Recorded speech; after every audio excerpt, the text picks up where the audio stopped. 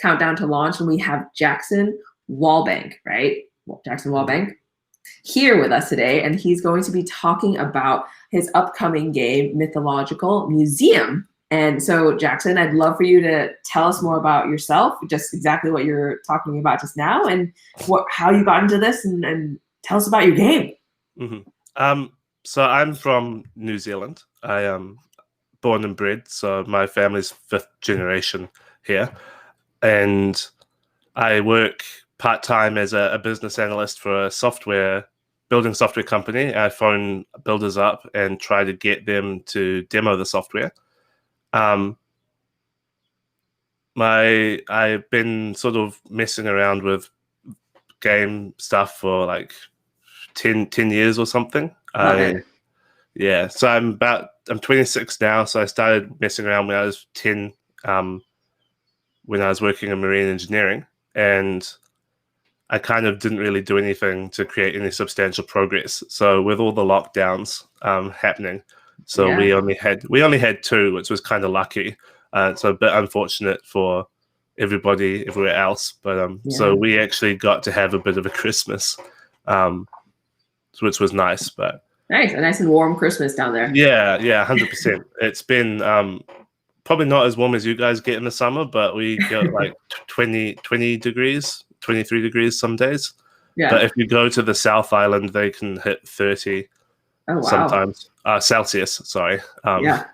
Just to clarify. Yeah. I grew up in Thailand too, so I definitely operate pretty well with Celsius too. Totally. Yeah, nice. 30 is nice and balmy.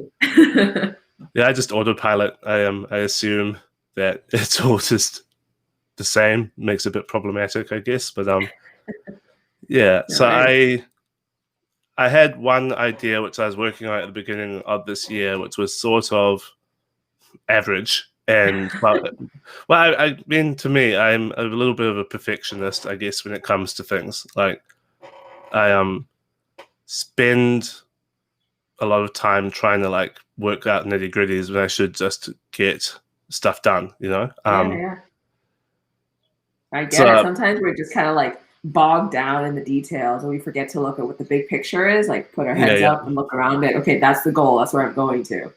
Yeah, 100%. Yeah. Well, I have like a goal, and so it's weird because when I start designing, I get into this nitty gritty sort of zone. But when I'm like conceptualizing, I go big picture. So my poor wife goes like, "Why are you thinking big picture again? You should actually be doing this stuff." I'm like, "Well, no." So tell us more about Mythological Museum. Like, what is this game about? What are you created? Tell us more about that.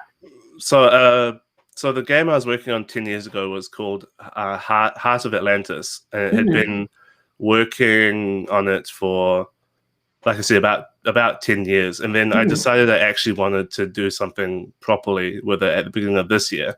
Yeah. And then I looked around at Kickstarter and all these other places on the internet, and it was, I guess it was, there were a lot of games which were similar. Yeah, Everybody does Atlantis games. Everybody does like tile placement. Yeah. For the things. Okay. And then I started I went over to my mum's house and sat down with her, and she like went, "Well, how are you going to do this then?" And so we started just paper prototyping pretty much straight there. Yeah. So it went, this game, the current iteration of Mythological Museum, started off as sort of a tile placement move out from the middle from the beginning, and it sort of spread out. But I wanted people to actually interact with each other a lot more.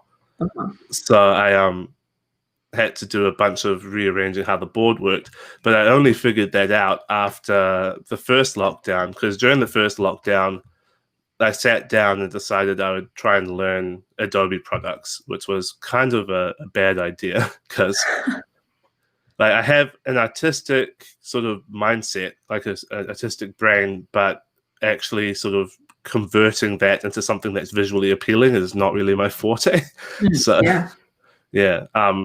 so I started making the room tiles, which are hexagon shapes, and I decided that I wanted them to look sort of tile colored, and so I put down like this weird pink undertone and this slightly browner overtone, and then sent them off to my little sister, and because she was also in lockdown, so she printed them all off at my mum and dad's house and laminated them all, and then we went to sit down to play it, and it was just beige. The entire thing was beige, and it was ugly and gross, and I'm like, this is not going to work. I like looked at it all laid out as we were trying to play it the way I initially had it set up, and it was just boring. Like, the entire game was like, could have been distilled down to two room tiles. Everyone starts in this tile and moves to this tile, and then the game is pretty much over. So I pivoted from that, and it's more of a character-driven, not really character-driven. So it's not really a just a moment. No worries. Yeah, it's all good. It's not really like an RPG as such. It's more like RPG light in that everyone gets their own character, and they get a deck of 10 cards that they start off with. And then as they move around the museum, they collect more cards and then gain these sort of little points that they can get towards gaining artifacts. And then the goal of the game is to get one major artifact, which is made up of 4 minor artifacts, and escape the museum. But what's happening during that process is that there's 10 monsters people can choose from, all based on mythology, because I have a bit of a mythology and history bent. So when I was at uni, I did a degree in PR, and I did a minor in creative writing. And so I've always been keen on mythological stuff and how it sort of is structured in the real world. How does that interact back? And so I sort of put that into how I created the game a bit. So the Mythological Museum. So it's a board game where people travel around a museum, right? Everyone has their own character. They're traveling around a museum, and they're trying to escape this monster. And so they come upon like different challenges and things like that. More like that. So the goal is that the monster can get stronger. So it's a little bit like one of the games that my family and I could never beat when I was a teenager was Pandemic. We were just about 5 games and we realized we were playing it wrong. But what were you doing wrong? What were we doing wrong? We would replenish I've forgotten what they're called. Basically, the little infection cubes. We'd replenish everything to 3 whenever there was like an infection. So everything that was connected would be replenished to 3. So we were basically playing it on hard mode, and we would lose pretty much every time after about 40 minutes because it just wasn't enough. We couldn't control anything. Oh man, I can't even imagine. Like, Pandemic's like already hard enough. No, and we made it worse. No, it wasn't that. It was that. So we did the infection right, but we thought we had to cure everything. We didn't think that we could. So we thought we had to go around and eradicate everything. The counter, eradicate everything. Yeah. Got it. Oh man. So you were talking about how, like, you were playing this game with your dad when you were younger, and you couldn't beat it. And then, is this kind of what compelled you to start creating games, developing games? Yeah. So my dad and my mum loves games too, but she doesn't really play them as much because the only games my dad would play when we were kids was Monopoly and Risk, classic old time, because they that's what they had, I guess, when they were growing up. And so you play Monopoly and Risk with my dad, but he just is unbeatable at Risk. Like, it's impossible. Like, he does the classic strategy of take Australia and hold on to it, and then it's game over for everybody else. And so you're spending half your game either trying to destroy somebody else because you can't take Australia, or destroying yourself because you've been trying to take Australia. So my mum hated that game. In fact, still does hate that game. Like, you played that game with your dad so many times, huh? Yeah. And so what happened was, because my mum hated that game so much, we used to have a really great toy shop over the other side of the harbor, and she would go in there and just wander around with us. It used to be this pokey little shop, like 5-6 meters wide, so 12 to 15 feet or something. Okay. And it was 2 or 3 stories, and on the top story was this board were all the board games. And it was about, so that we would go upstairs and look around, and that's when my mum found Settlers of Catan. That's like the obvious basic gateway game, but at the time it was kind of big for us. So we have our copy is so old that we have to put it in like a cake container now. But we have a 2nd edition copy of Catan floating around in like the cupboard. And that's sort of what started us down better board games. So that was followed by Carcassonne, and then like Alhambra. All the classics, That's awesome. So with this game, like, what kind of marketing have you done so far? Like, and also, what kind of background do you have when it comes to marketing? Where do you learn about marketing? What have you done? Tell us all about that. Okay, so I did a couple of papers at uni because I have a PR degree, which I don't actually use very much. And so I found it pretty hard to figure out how to apply what I know about PR and transfer it into marketing. Because when it comes down to the businessy side of things, that's when my bigger picture brain starts kicking in. So I find it very hard to transfer from big picture into the nitty gritty when it comes to marketing. I mostly learn about marketing for my game from observing like the Facebook group, obviously, and other places.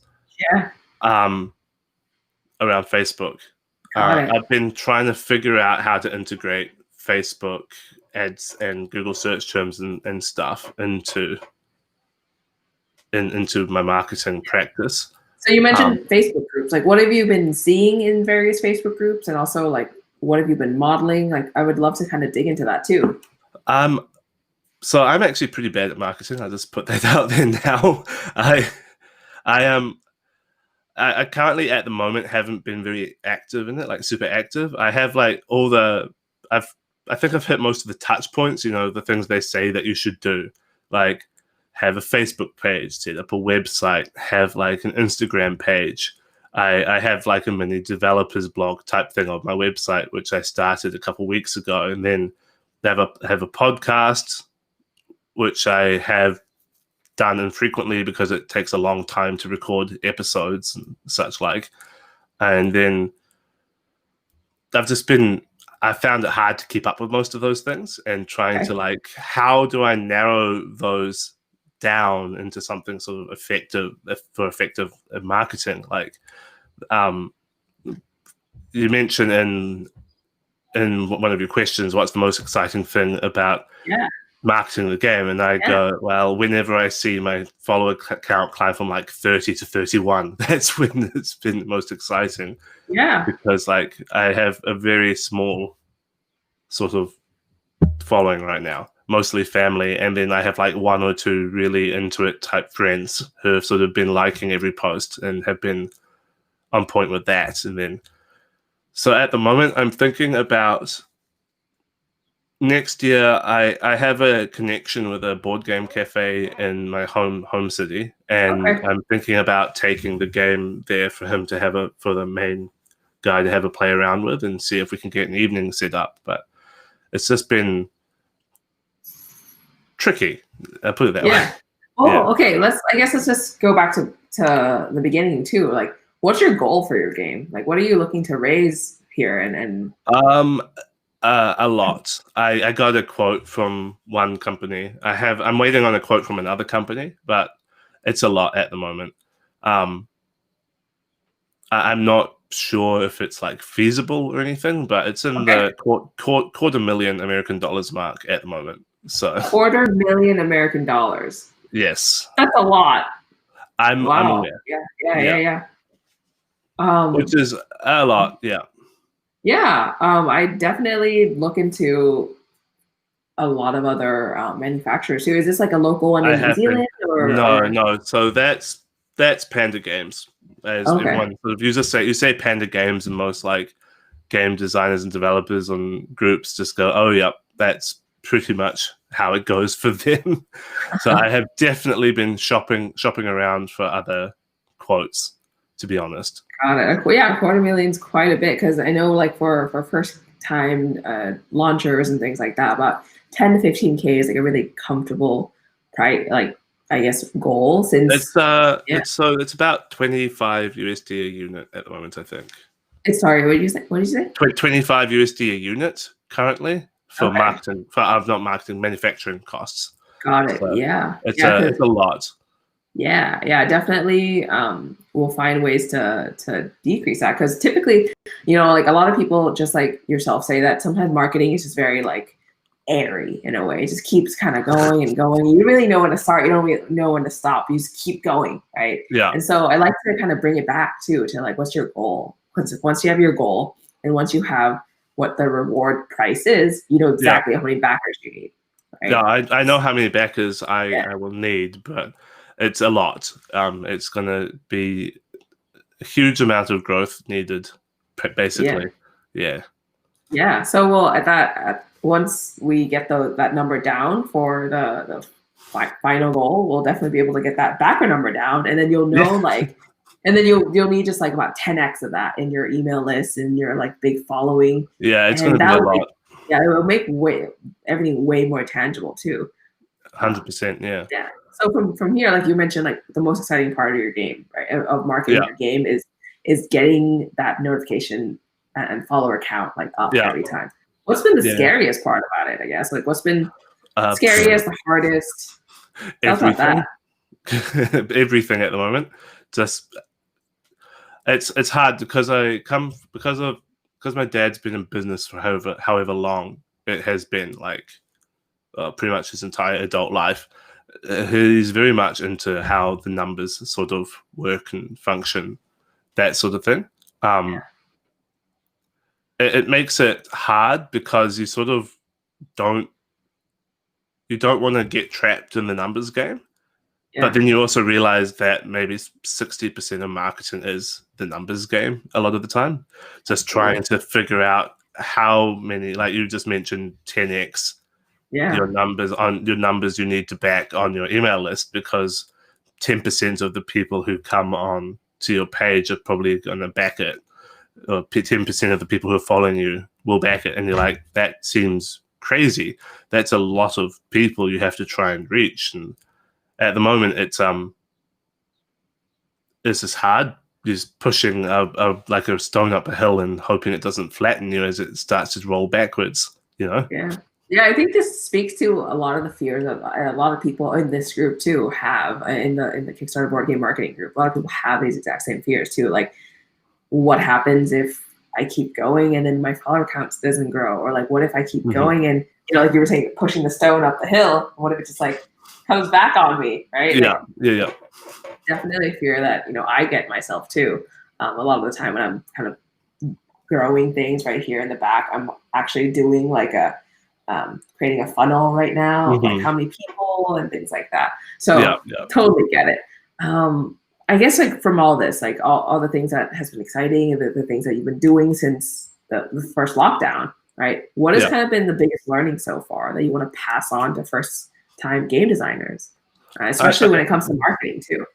I mean, I'm a first time game designer as well. So yeah, it's I would say persistence. I mean, it's been easy, at least it's been easy in terms of this year, in terms of just being able to sit down and get stuff done. And like all you've had to do is be at home, and so the only thing you can do is focus in on. You can sort of just focus in on just getting stuff done. But I think with that, we have to bear in mind that it's also been frightening. Like, everyone's been exhausted. It's like, I think this year has been the year I've been most tired. Even though, like, even though I was studying for 7 years before I got a degree, this year is the one that's been the most tiring. And it's just weird because you would have thought that 7 years of uni and getting to third year, like at least twice, I would say those were the most tiring years. But no, this one's been pretty bad. So I would say that the biggest learning I've had is just persistence, really pushing through, just keeping going, even though like it doesn't feel like anything's happening. Sort of seeing what works and trying to figure out what works well. And when you find the thing that works well, make it a core part of your marketing strategy. I just haven't figured out what that is yet. I'm still working on that. Just I'd just say try and find what works quickly so you can focus in on it. Yeah, no, that's great. The persistence part of it's so key too, right? Because I saw this graph the other day as I was scrolling through social media and things like that. And it was like a graph of kind of like the time, and then there's like effort or something like that, or time or like success. And you can see that someone's like actioning, and then they stop right before the success actually happens. So if you kept going, things will just happen, right? Because things snowball, things kind of like link up on each other and like have multiplier exponential kind of effects on each other pretty much. So that persistence that you talk about, definitely so key. So I guess before we go here, like when do you launch? When's the launch coming? Tell us more about that. Where do people find you? Currently aiming for April, but we will see how that goes. Depending on how effective my marketing actually gets, I need to just knuckle down and get some stuff done. I am looking at running a few playtest evenings around the end of next year. Like I have it all uploaded on Tabletop Simulator and stuff like that. So I was getting a rulebook ready, but that's all good now. Like I finished that at work a couple weeks ago. So I would definitely be interested in running a few online. I've also started getting it up on Tabletopia, but that's a slow process, and it will again be dependent on interest. I'm not really sure what else to say. Like I didn't think that far ahead in terms of writing all this down. I've linked the Kickstarter pre-launch page at the bottom of this particular video too. Whether it's on Facebook, YouTube, things like that, so people can definitely go check it out. And if there's any questions, feel free to reach out to Jackson directly. He's in the Facebook group, in the Kickstarter boarding and marketing group. And Jackson, thank you for being on here, and we look forward to just following along and seeing when you launch. No, great. Well, thank you for this opportunity. Really, like it's been really good. Yeah. Thank you. Thanks.